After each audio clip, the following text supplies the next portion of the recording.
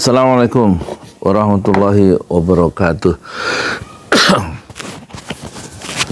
Saya Yudi Pramuko, tukang donat dari Parung, YouTuber tertua di semesta. 10 tahun terakhir kita ini adalah bangsa yang mental defensif ya, nggak produktif ya, karena di pemerintah pemimpin kita itu ya mendidik kita dengan cara mengimpor semuanya, barang-barang diimpor ya, semuanya diimpor. Itu menunjukkan kita tidak dilatih ya, tidak dididik oleh pemimpin-pemimpin kita untuk menjadi bangsa yang memproduksi, yang kreatif, yang menciptakan hal-hal baru. Sekaligus itu berarti kalau kedelai impor, beras impor, gula impor, ya, tenaga kerja asing juga diimpor ya. Ada 15.982,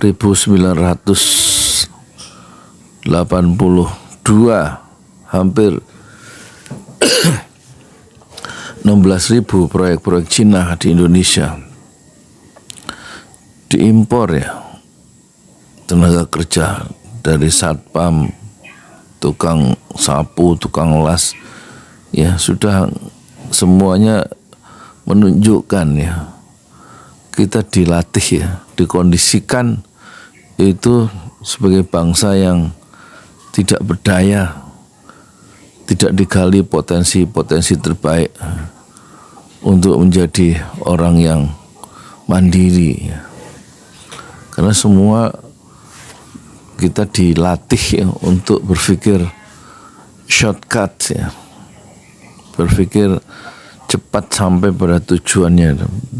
Penghargaan, pemuliaan terhadap proses-proses untuk mencapai tujuan-tujuan yang lebih besar itu tidak dilatih oleh elit-elit kita.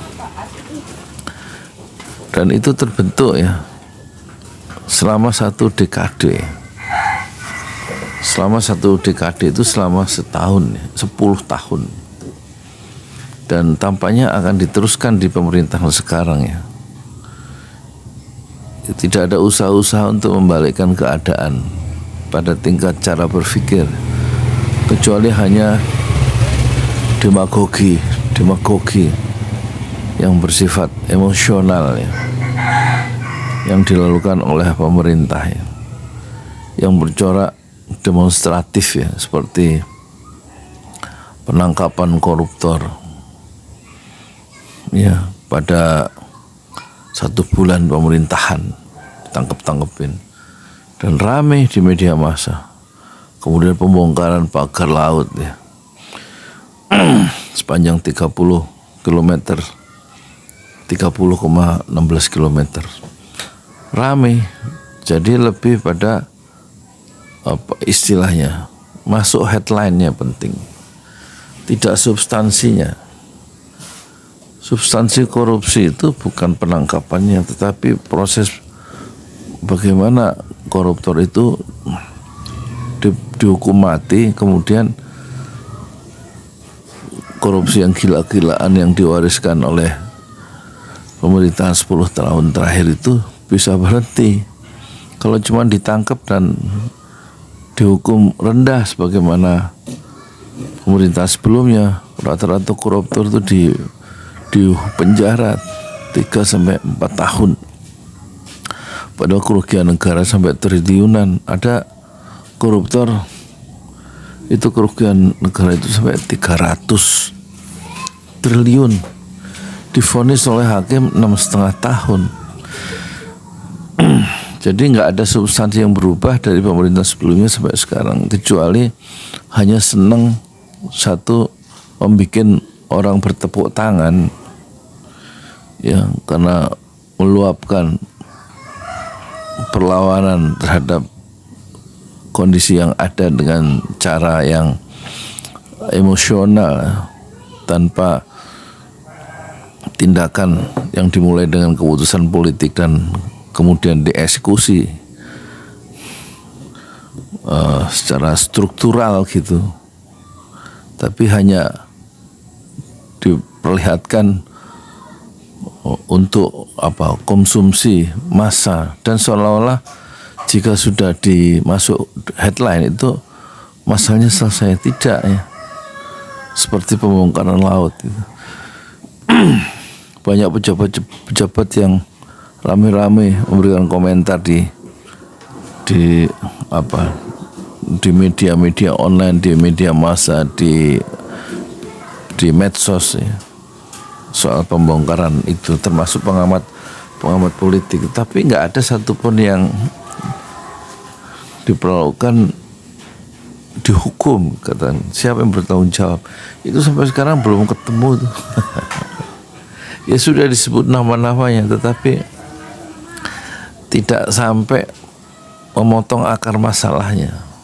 Itu sama dengan kasus penanganan korupsi, hanya bercorak semacam festival gitu, dipertontonkan untuk banyak orang, tapi akar persoalannya tidak selesai.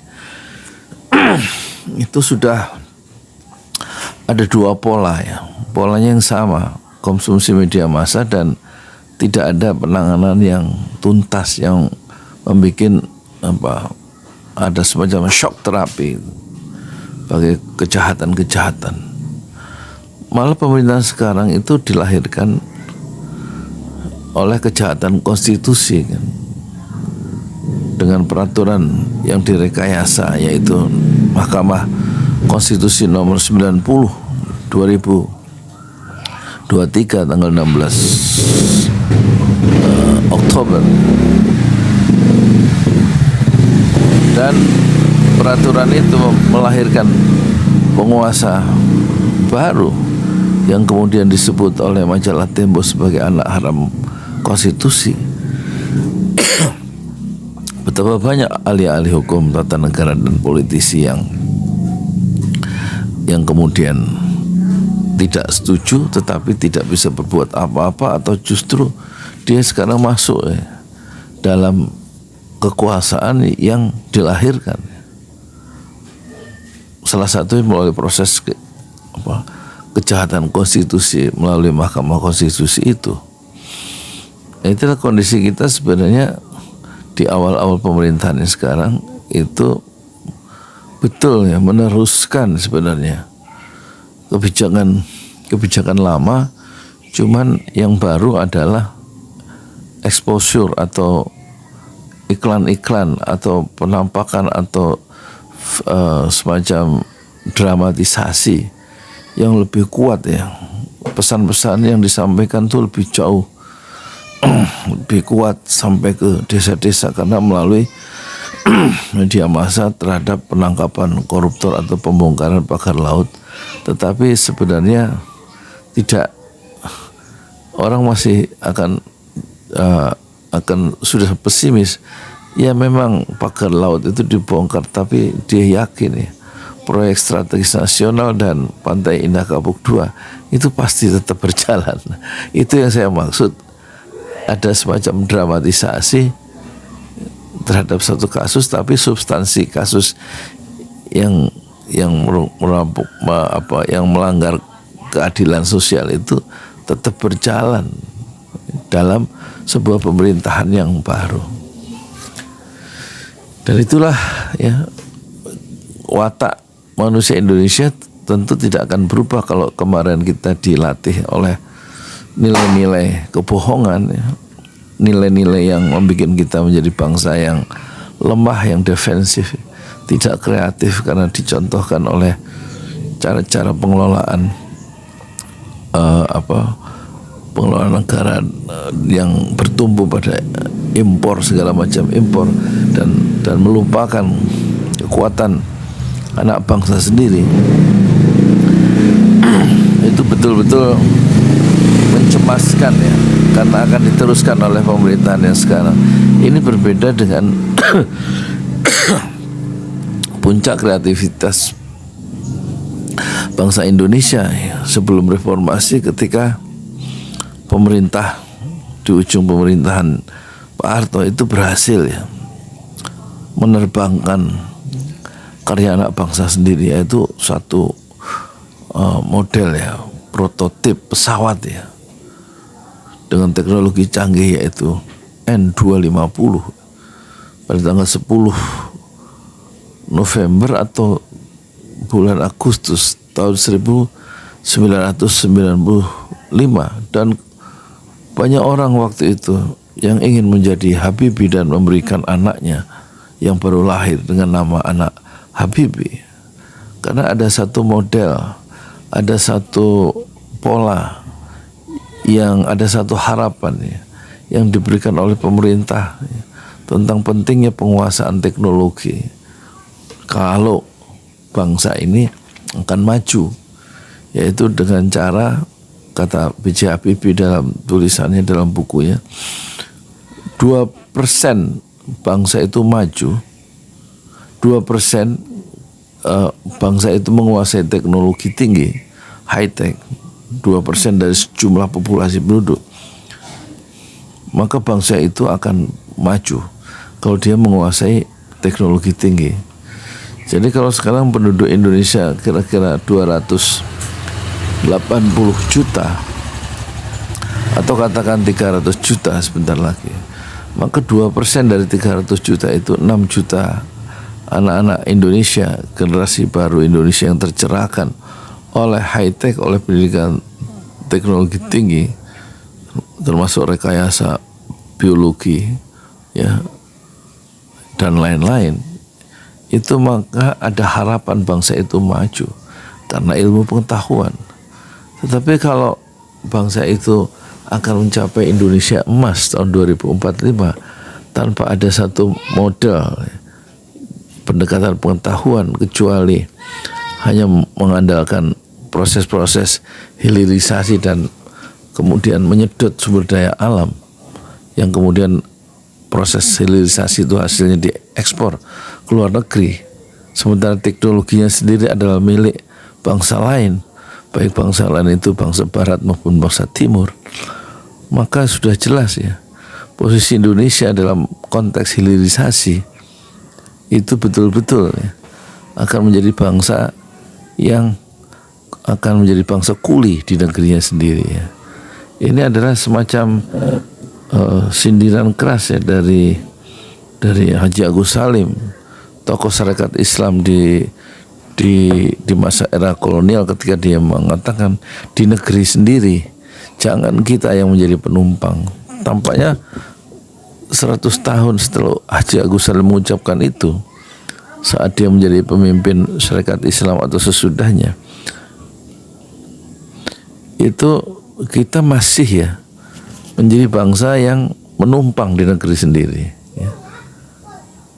Menumpang, bukan tuan, tapi yang tuan adalah orang-orang yang punya ilmu pengetahuan, orang-orang yang mendirikan perusahaan di negeri kita. Seharusnya penguasaan ilmu pengetahuan yang canggih itu bisa membuat bangsa Indonesia setelah belajar dari luar negeri mencapai dasar-dasar ilmu pengetahuan high tech, tentu dia akan mendirikan perusahaan-perusahaan miliknya sendiri, bukan kemudian mendirikan pabrik-pabrik dan orang-orang Indonesia itu bekerja di pabrik-pabrik milik Cina, milik Hong Kong, milik Perancis, milik Malaysia, milik Amerika di Indonesia, sementara kuli-kulinya adalah bangsa Indonesia sendiri. Itu berarti fenomena negara kuli, dan kita dalam perspektif Haji Agus Salim, pahlawan nasional kita, itu berarti adalah bangsa yang menumpang di negerinya sendiri, dan itu yang akan kita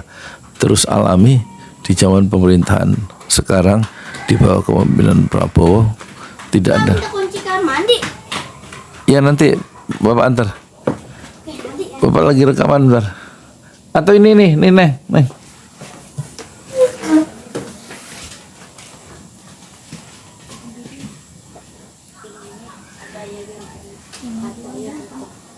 Siapa yang minta? Gigi. Bukan saya. Orang disuruh ya. Belum tapi karatan cuy. Makanan dah. Makan dari satu karat. Apa? Aku tuh kena penyakit apa tuh? Tetanus. Jangan tetanus. Iya tetanus terus tuh bulu karatan. Udah datang gurunya? Udah. Siapa aja? Bu 2, 3. Bu Ida sama Bu Aya. Iya Bu. Dosa lu. Enggak lah, enggak usah. Ya nak santri minta kunci kamar mandi. Jadi gitu ya penonton, jangan lupa di subscribe dulu, di like dan di share video ini.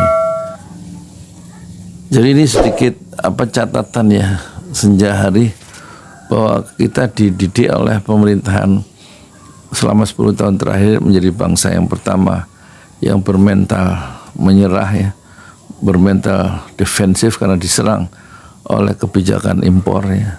Dan tidak itu berarti mematikan daya-daya atau energi kreativitas yang sebenarnya energi kita atau energi seorang itu sudah didesain oleh Allah software kita sebagai ada ruh itu ada memiliki energi yang luar biasa.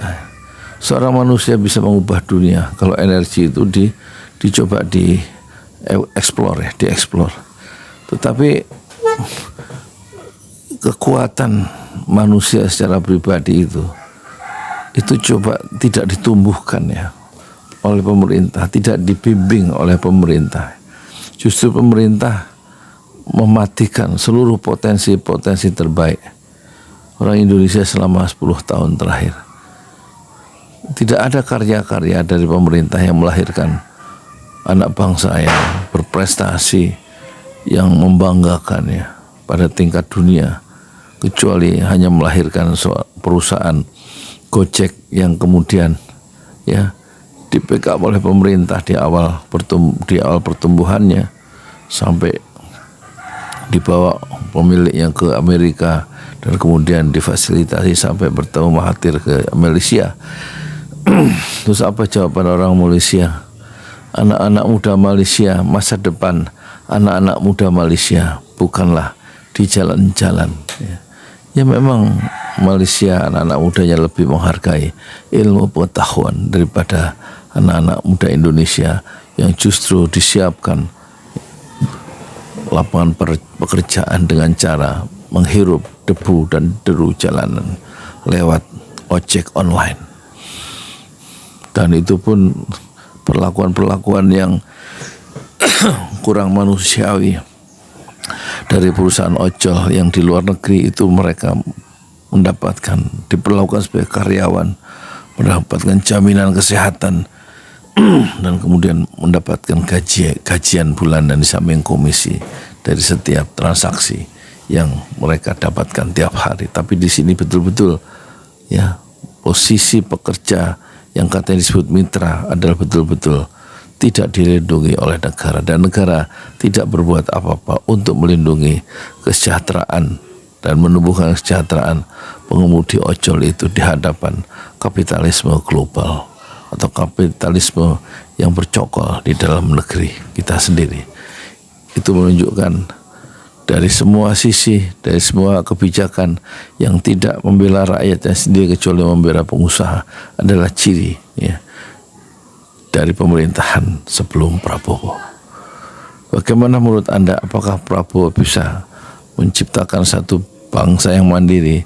Yang mandiri jangan-jangan selama kepemimpinan Prabowo adalah Prabowo sendiri dan orang-orang terdekatnya, sementara rakyat cukup dikasih makan gratis tanpa diberikan satu kemampuan untuk mengeksplor, tidak diberikan satu stimulan, tidak diberikan satu ruang-ruang untuk bermanuver, menumbuhkan potensi-potensi terbaiknya sebagai anak muda sehingga menjadi anak muda yang sangat kreatif, yang sangat percaya diri dan sangat mandiri. Dan tampaknya kita tidak melihat ya gerakan pemerintah sekarang itu kontras ya dengan pemerintah sebelumnya, kecuali akan menghasilkan jutaan jiwa-jiwa anak-anak muda ya, yang tidak kreatif, kecuali dilatih untuk menghargai tepuk tangan karena pemimpinnya sangat pandai berpidato sebagai seorang demagog yang bisa membangkitkan ruangan itu untuk tepuk tangan dan melakukan glorifikasi terhadap sang pemimpinnya. Assalamualaikum warahmatullahi wabarakatuh.